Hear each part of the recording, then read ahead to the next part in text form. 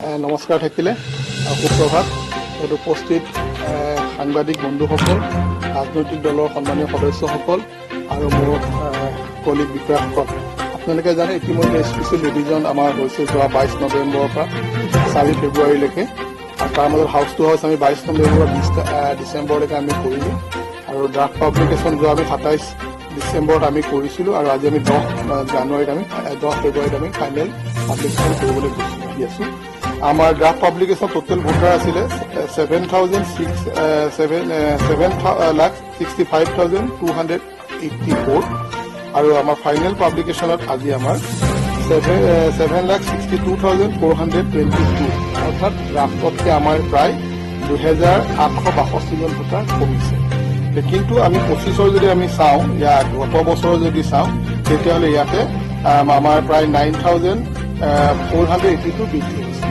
আৰু ইয়াৰ ভিতৰত আমাৰ উল্লেখযোগ্য আমি সকলোতকৈ বেছি আমি গুৰুত্ব দিওঁ আমি 18+ ভোটাৰৰ ক্ষেত্ৰত আৰু এইবাৰ 21+ ভোটাৰৰ ক্ষেত্ৰত প্ৰায় আমাৰ 13,525 আমাৰ আৰু আমি ডিলিশ্যনৰ ক্ষেত্ৰত আমি টোটেল ডিলিশ্যন আমাৰ হৈছে 37,993 এইখিনি হৈছে আপোনালোকক জনাবলগীয়া তথ্য গতিকে আজি আমি ইয়াৰ লগে লগে আপোনালোকৰ সন্মুখতে আমি এতিয়া ৰাইজৰ কাৰণে আমি ভোটাৰ লিষ্টখন আমি এতিয়া পাব্লিছ কৰিম আৰু পৰৱৰ্তী সময়ত ৰাইজে ভোটাৰ লিষ্ট চাই পেলাই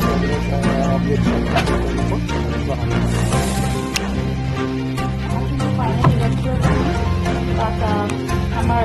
বিনাকান্দি সমষ্টিত আমাৰ total voters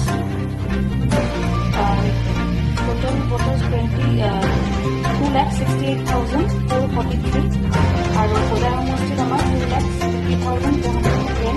আৰু লামডিং সমষ্টিত আমাৰ 2,43,569 মেইন ভোটাৰ্ছ আমাৰ বিনাকান্দি সমষ্টিত 1,38,002 আৰু ফিমেল ভোটাৰ্ছ 1,30,438 আৰু তাতে থাৰ্ড জেণ্ডাৰ 3জন আছে আৰু পৰ্যায় সমষ্টিত আমাৰ আছে 1,27,766 মেইল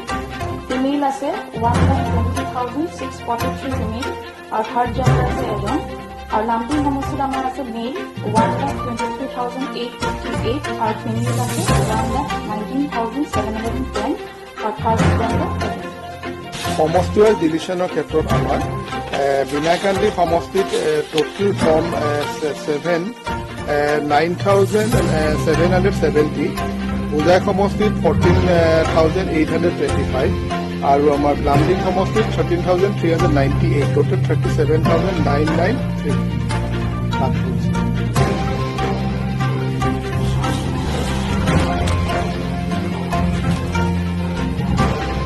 ইয়াত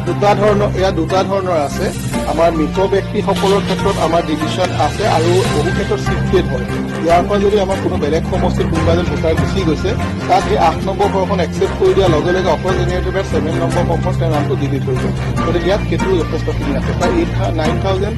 ডেড ভোটাৰ বাকীখিনি চিফ্টেড ভোটাৰতে মেক্সিমাম আছে